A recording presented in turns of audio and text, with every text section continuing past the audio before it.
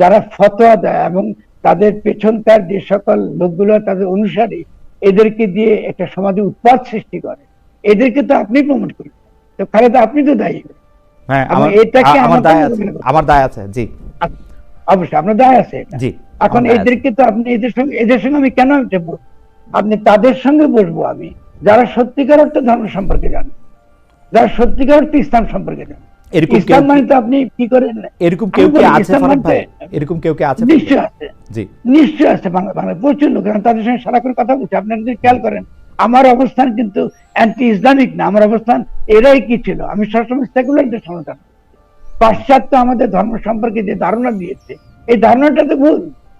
কারণ ইসলাম সম্পর্কে যে ধারণা পাশ্চাত্য থেকে পেয়েছি, এখান থেকে ইসলাম বিদ্বেষ তৈরি হয়। কিন্তু ইসলামের তো কিছু রেভলিউশনারি অত্যন্ত ইতিবাচক প্রস্তাব আছে। এটা একটা অত্যন্ত জ্ঞানগত ভাবে আপনার ফিলোসফির জায়গাটা বিরাট বিপ্লবী ব্যাপার। ইসলাম যখন বলে আল্লাহ গায়েব, তাকে আপনি তাকে কোনো এই তার আছে কথাটা তার ক্ষেত্রে খাটে না।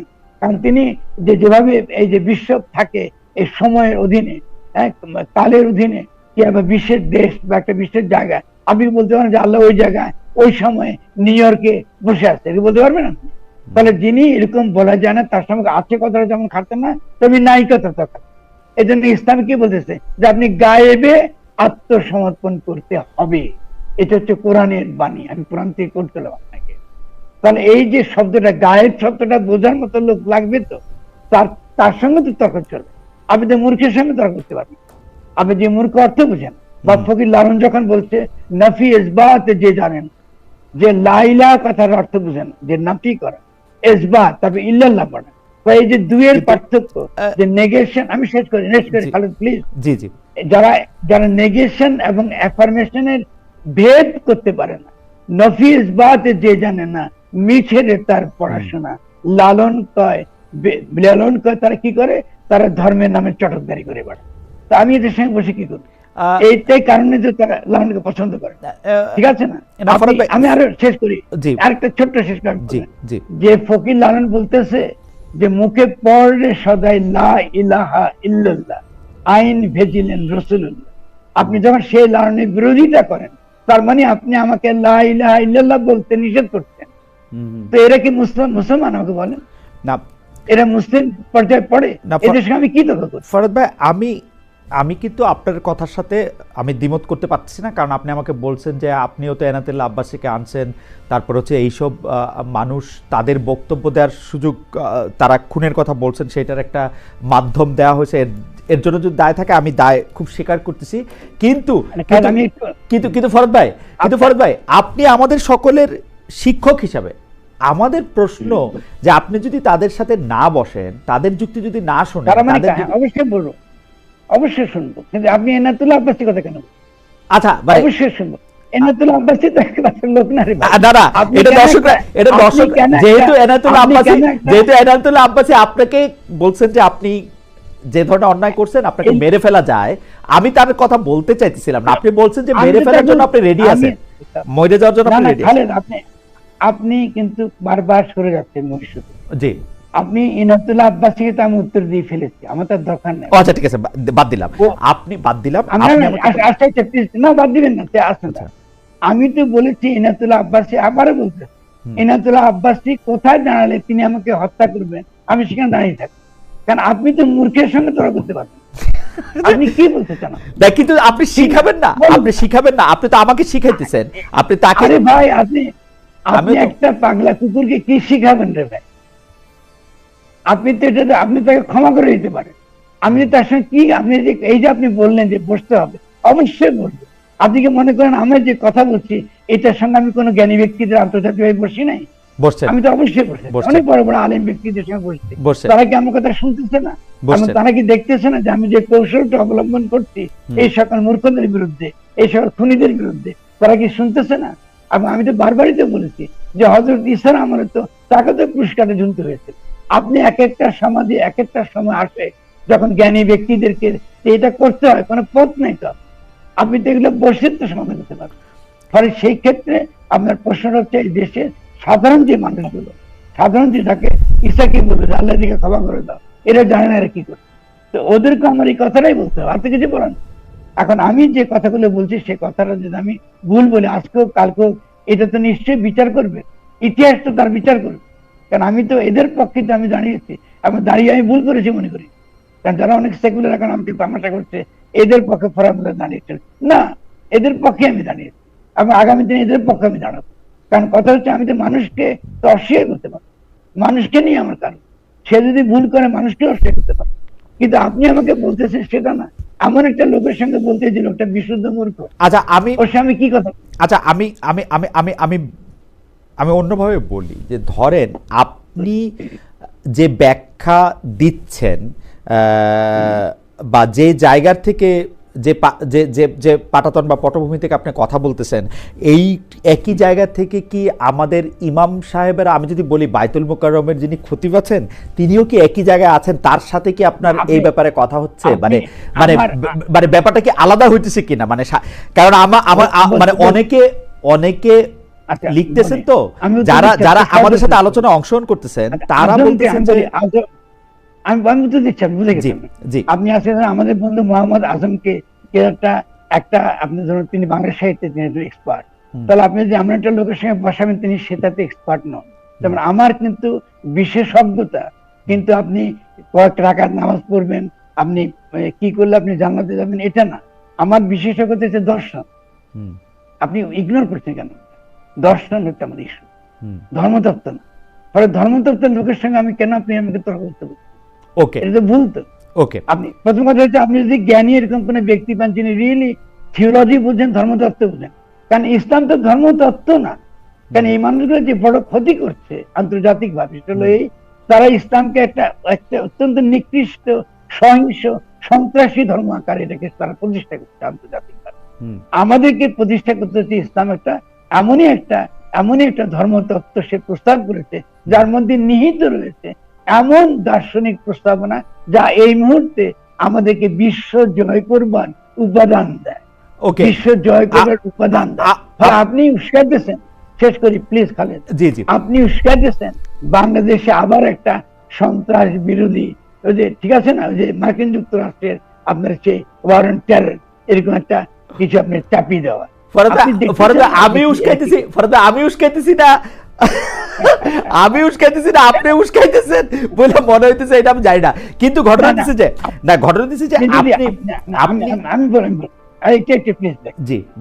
আপনি যদি এরা যেভাবে ইসলামকে হাজির করতে, এই যুক্তি দিয়েই তো মার্কিন যুক্তরাষ্ট্র বিভিন্ন জায়গায়, রাইট, এটা আমি মানি, এটা মানি মার্কিন যুক্তরাষ্ট্র ইসলামের যে চেহারাটা দেখাইতে চায় সেই চেহারাটা অনেক সময় আমরা উনাদের মধ্যে দেখতে পাচ্ছি। কিন্তু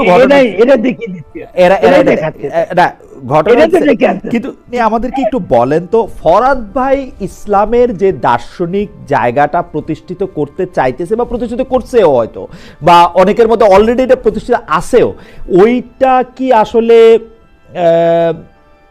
মানে ওইটা কি আসলে সামনে আসতে পারবে, নাকি আমরা যেইটা পশ্চিম আমাদেরকে ইসলামের রূপ বইলা যে জিনিসটা দেখাইতে চায় সেইটাই বাংলাদেশে প্রতিষ্ঠিত? আপনার কাছে কি মনে হয় কোনটা আসলে শক্তিশালী? শুরুতে আমরা আল্লাহ রাব্বুল ইজ্জা ওয়াল জালালের দরবারে শুকরিয়া জানাচ্ছি, পড়ছি কালিমাতুশ শুকর আলহামদুলিল্লাহ, এবং যারা আপনারা যুক্ত হয়েছেন তাদের শুকরিয়া জানাচ্ছি। ইতিমধ্যে প্রায় 28,000 দিনী ভাই এবং বোন আমাদের এই লাইভ প্রোগ্রামটিতে যুক্ত হয়েছেন, আপনাদেরকে শুভেচ্ছা জানাচ্ছি। রমাদানের শুরুতে আমরা জানিয়েছি যে আমরা রমাদানের প্রতি বৃহস্পতিবারে সাপ্তাহিক লাইভ শিরোনামে মিজানুর রহমান আজহারি এই পেজটি থেকে লাইভে আসব। তার এই ধারাবাহিকতায় আজকে দ্বিতীয় লাইভটি আমরা করতে যাচ্ছি।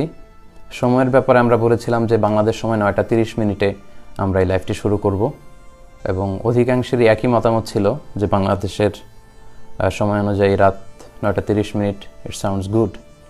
বাট আজকে আবার অনেকে আমাকে জানালো যে 9:30 চেয়ে যদি একটু পিছিয়ে দেওয়া যায় সেটা হয়তো বেশি ভালো হবে। তাহলে অনেকে যেহেতু এই পরামর্শ দিয়েছে, সেটার আলোকে ইনশাআল্লাহ নেক্সট লাইভ থেকে আমরা 9:45 বাংলাদেশ সময় রাত 9:45 আমরা শুরু করব, এবং আশা করছি যে এর মধ্যে আপনারা তারাবির সালাত সবাই শেষ করে ফেলতে পারবেন এবং এই লাইভটিতে জয়েন করতে পারবেন।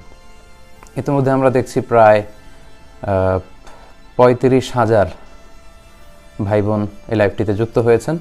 আমি শুরুতেই আপনাদেরকে অনুরোধ করে রাখবো, আপনারা লাইভটি শেয়ার করে দিন, তাহলে আপনাদের অন্যান্য ফেসবুক ফ্রেন্ডরাও এই লাইভটি দেখে এটার সাথে যুক্ত হতে পারবে এবং উপকৃত হতে পারবে ইনশাআল্লাহ।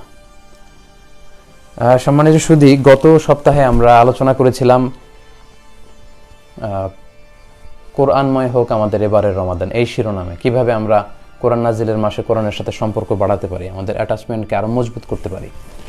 আজকে আমরা সিয়াম রিলেটেড কিছু বিষয় নিয়ে কথা শুনব, যেহেতু এটা অত্যন্ত গুরুত্বপূর্ণ একটি ইবাদত এবং প্রায় আমাদের কাছে বিভিন্ন প্রশ্ন আসে, সিয়াম রিলেটেড বিভিন্ন বিষয় আমাদের কাছে জানতে চাওয়া হয়।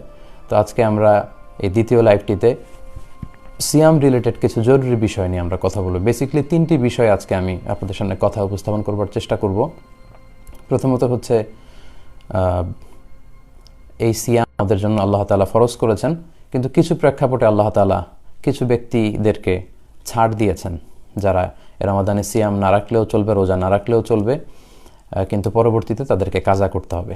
এই বিষয়টা নিয়ে কথা বলবো। পাশাপাশি কি কি কাজ করলে আমাদের এই সিয়াম ভঙ্গ হয়ে যাবে, এই বিষয় নিয়ে অনেকের মধ্যে কনফিউশন থাকে। এই বিষয়টি নিয়ে আজকে আমরা সুস্পষ্ট করার চেষ্টা করব এবং সব শেষে কিছু কিছু বিষয় আছে যেগুলোতে সিয়াম ভঙ্গ হয় না, কিন্তু আমাদের অনেকেরই ধারণা যে এগুলোতে হয়তো রোজা ভঙ্গ হয়ে যেতে পারে। তো এই কনফিউশন দূর করবার জন্য এই বিষয়গুলো নিয়েও আমরা কথা বলবো। তাহলে প্রথমে আমরা বলবো যে কাদেরকে এই সিয়ামের ব্যাপারে ছাড় দেওয়া হয়েছে, তারপর আমরা বলবো কি কাজ করলে রোজা ভেঙে যায়, এবং সবশেষে আমরা শুনবার চেষ্টা করব যে কি কি কাজে আমাদের মধ্যে কনফিউশন তৈরি হয় বাট এতে রোজা ভঙ্গ হয় না। সম্মানিত সুধীমণ্ডলী, আমি কালামুল্লাহ মাজিদের সূরাতুল বাকারার 185 নম্বর আয়াত তেলাওয়াত করেছি, যেখানে আল্লাহ তাআলা বলছেন যে এই রমাদান মাসে আল্লাহ কোরআন নাজিল করেছেন এবং যে ব্যক্তি এই রমাদানকে পায় সে যেন সিয়াম সাধন করে, সে যেন রোজা রাখে। এই আয়াত দিয়ে বেসিকলি সিয়ামকে আমাদের জন্য ফার্জ করা হয়েছে। ফামান শাহিদা মিনকুমুশ শাহরা ফালিয়াসুমহু, তাদের মধ্যে থেকে যারা এই মাস পাবে বা এই মাসে পৌঁছবে তারা যেন রোজা রাখে। এই ফালিয়াসুমহু শব্দ দিয়ে বেসিকলি এই সিয়াম পালনকে আমাদের জন্য ফরজ করা হয়েছে। এবং আমরা জানি যে সিয়াম হচ্ছে one of the 5 pillars of Islam. ইসলামের যে 5টি ভিত্তি, এই 5টি ভিত্তির একটি অন্যতম ভিত্তি হচ্ছে এই সিয়াম। পিলার ছাড়া যেমনি কোনো ভবন কল্পনা করা যায় না, ভবনের অস্তিত্ব, তেমনি সিয়াম ছাড়াও ইসলামের সামগ্রিক রূপকে কিন্তু কল্পনা করা যাবে না। আল্লাহর হাবিব সাল্লাল্লাহু আলাইহি ওয়াসাল্লাম বলেছেন, সহিহ বুখারীতে এই হাদিসটি এসেছে এবং সহিহ মুসলিমেও এসেছে, বিখ্যাত হাদিস, যে বুনিয়াল ইসলামু আলা খামসিন শাহাদাতি আন লা ইলাহা ইল্লাল্লাহ ওয়া আন্না মুহাম্মাদার রাসূলুল্লাহ ওয়া ইকামিস সালাহ ওয়া ইতাইজ যাকাহ ওয়া হাজ্জিল বাইতি ওয়া সাওমি রমাদান।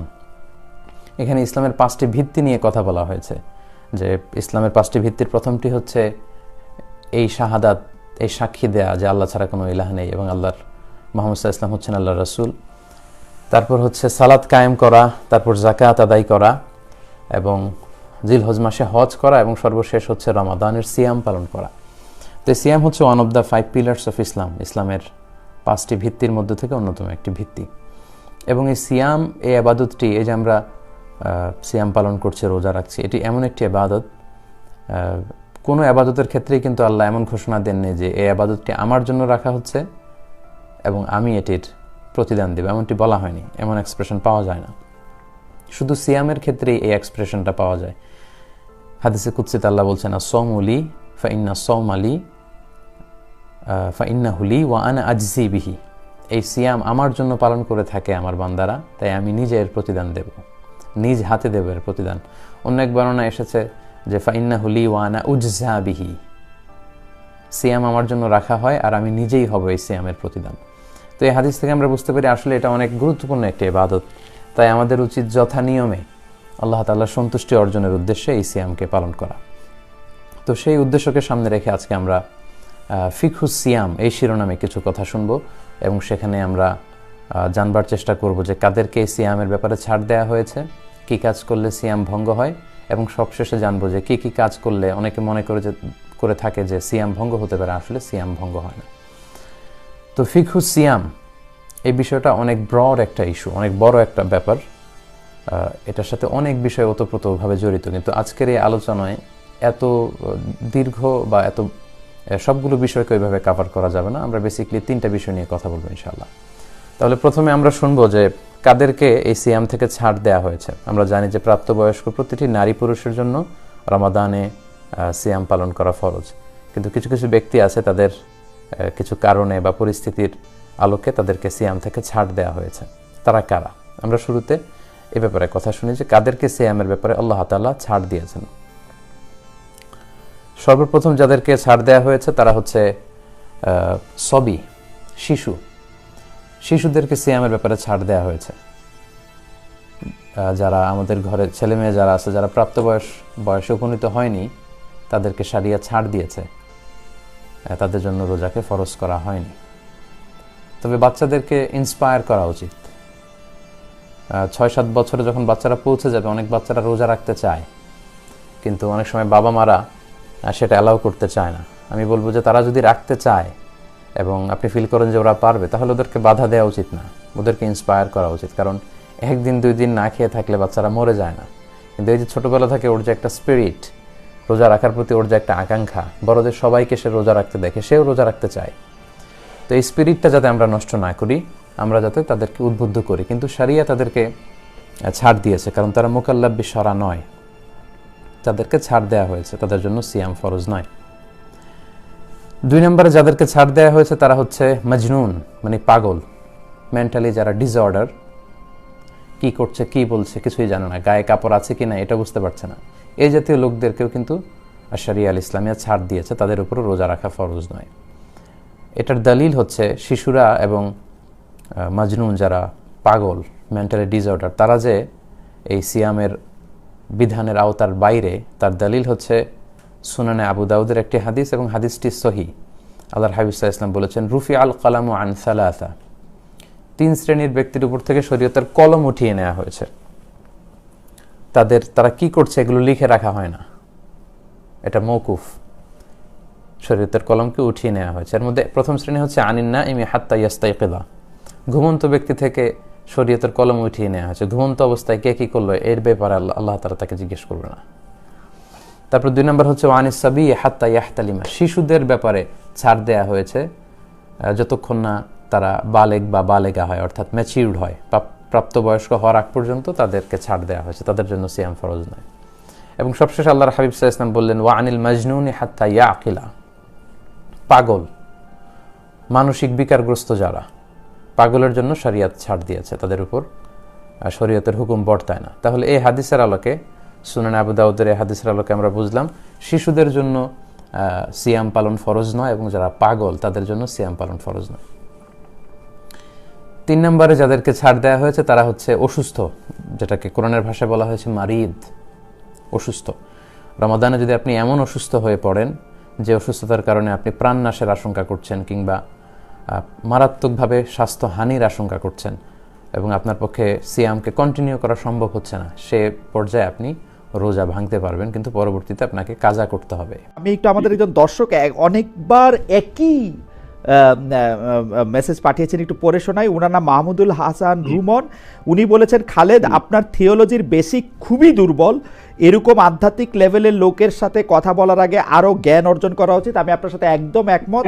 আমি গত 30 বছর ধরে তুলনামূলকভাবে ধর্মতত্ত্ব পড়তে চেষ্টা করতেছি, কিন্তু আমি দুর্বলই আসলে। ফরাদ ভাই, আমি আপনার কথায় আসি, যে যেইটা মানে আমি যে প্রশ্নটা আসলে করতে যেতেছি, যে আপনার যে কাজ, এটাকে যদি আমি সাধনা নাও বলি, কাজই যদি বলি, ছোট করে বললে, সেইটার ক্ষেত্রে এইটার কাজ তো আমার কাছে মনে হয় যে আপনি মানুষকে এক জায়গায় আনতে চান, একত্র করতে চান, মিল করতে চান, কিন্তু আসলে আপনি কি দেখলেন? আপনি যদি আপনার বিবেচনা করেন তাহলে কি আরো বেশি বিভেদ সৃষ্টি হইল কিনা? দায় আমি কাউরে দিচ্ছি না, আমি কাজটারে বিবেচনা করতে, যে মানে আমার খালেদ, আমার মনে হয় কি যে আমরা কোনো ছোট্ট তর্ক দেখলে আমরা খুব ভীত হয়ে পড়ি।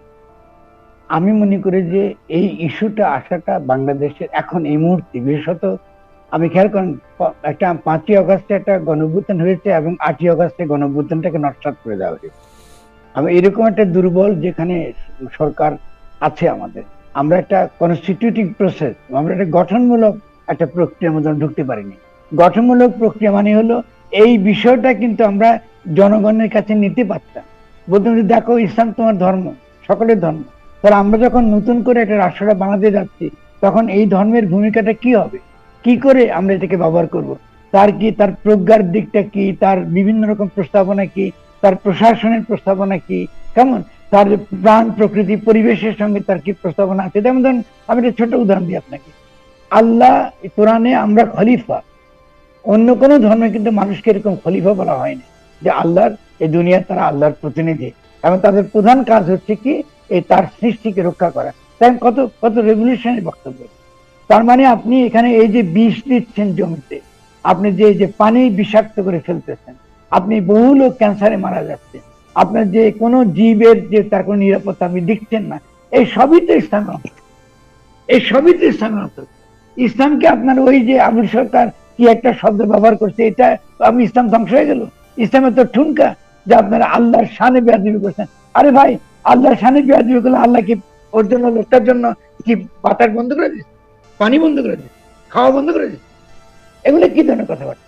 তাহলে এই যে লোকগুলা যারা কমপ্লিটলি ইসলামের নামে সম্পূর্ণ ইসলাম বিরোধী লোক, ইসলামের সঙ্গে যে কোনো সম্পর্ক, এরা কিন্তু আজকে কোনো মজলুমের পক্ষে একটা কথা বলে নাই, অথচ জালিমের বিরুদ্ধে লড়াই করাটা হচ্ছে আমাদের এই পুরো ইসলামের প্রধান ধর্ম।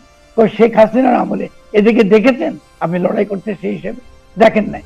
এরাই তো কওমি জননী উপাধি দিয়েছে এই যে কি বলে এই হাসিনাকে, ঠিক আছে না? এরা তো এই সময় তারা হেলিকপ্টার ঘুরে বেরিয়েছে, বিয়ে তারা বাস করেছে, কারণ সেই সময় অন্য কোনো এই যে আমাদেরকে তখন দমন করা হয়েছে গত 30 বছর, আমাদের কথা বলতে দেওয়া হয়নি। যখনই আমরা কথা বলতে শুরু করেছি তখনই আমাদের বিরুদ্ধে প্রচারণা শুরু হয়েছে যে উনি বাউলদের পক্ষে, উনি লালনের পক্ষে, উনি এই উনি সেই। তো তুমি আসো, আমি তো ওই পুরনো ওয়েস্টার্ন বাইনারি দিয়ে তো আমি চলি না। আপনি তথাকথিত ধর্ম বনাম ধর্ম নিরপেক্ষতা, এই বাইনারি তো একটা কলোনিয়াল বাইনারি, এটা তো একটা সাম্রাজ্যবাদী বাইনারি। আমার ধর্মের মধ্যে কি ভালো কিছু নাই? আমার ধর্মের মধ্যে বলতে কি আমি এনাতুল্লাহ আব্বাসী এটা হলো? এটা কি করে ইসলাম এত নিকৃষ্ট? এটা হতে কি করে হতে পারে? ফরহাদ ভাই, আপনি যদি ফরহাদ ভাই আমাকে আমার সাথে যারা দর্শকরা যুক্ত আছেন তারা আপনাকে একটা মৌলিক প্রশ্ন আমাকে করতে বলতেছেন, আমি কি করব? একগুচ্ছ প্রশ্ন। মৌলিক প্রশ্ন হচ্ছে যে আপনি কি মুসলমান? আপনি এখন চলে গেছেন কোন জায়গায় জানেন? আমি না ফরহাদ ভাই, দিস ইজ নট মি। যারা এই প্রশ্নটা করে, আচ্ছা ঠিক আছে, আপনি এখন কি হলে মুসলমান হন সেটা তো আমি জানি না। আপনার কাছে তারা একটা হ্যাঁ না উত্তর চাচ্ছেন। না, হ্যাঁ না উত্তরটা ডেফিনেটলি, কেন আমি হ্যাঁ না উত্তর দেব? আমি কি বুঝি সেটা আমি আপনাকে বলতে পারি। আমি যদি সর্বশক্তিমান হিসেবে আল্লাহকে স্বীকার করি এবং তার মেসেঞ্জার হযরত মুহাম্মদ সাল্লাল্লাহু আলাইহি ওয়াসাল্লামকে স্বীকার করি, তাহলে আমি মুসলমান। কলিমা শাহাদাত আমি যদি করি, যতক্ষণ পর্যন্ত আমি এটা না মানে এটার উল্টাটা না বলবো ততক্ষণ পর্যন্ত আমি মুসলমান। এটা হলো আমি বুঝি। প্রিয় দর্শক, আসসালামু আলাইকুম, সবাইকে আজকের ভিডিওতে স্বাগতম। তো আজকের এই ভিডিওটি শেষ পর্যন্ত দেখলেন সেজন্য আপনাকে অনেক অনেক ধন্যবাদ। প্রিয় দর্শক, আজকের এই ভিডিওটি যে দেখলেন, এই ভিডিও থেকে কি শিখলেন, কি জানলেন, কি বুঝতে পারলেন, সেটি অবশ্যই কমেন্ট বক্সে জানাবেন। আজকের ভিডিওতে ফরহাদ মজহর এবং খালেদ মহিউদ্দিন সাহেবের তর্ক বিতর্ক হয়েছে। ফরহাদ মজহর বলার চেষ্টা করছেন খালেদ মহিউদ্দিনকে যে আপনি আমাকে যোগ্য লোকের সাথে কেন আনেন না, আমি এই লোকদের সাথে বসার মতো কোনো ইচ্ছা আমার নেই, এদের আমার সাথে বসার মতো কোনো যোগ্যতা নেই। এবং তিনি আরও অনেক কথা বললেন। প্রিয় দর্শক,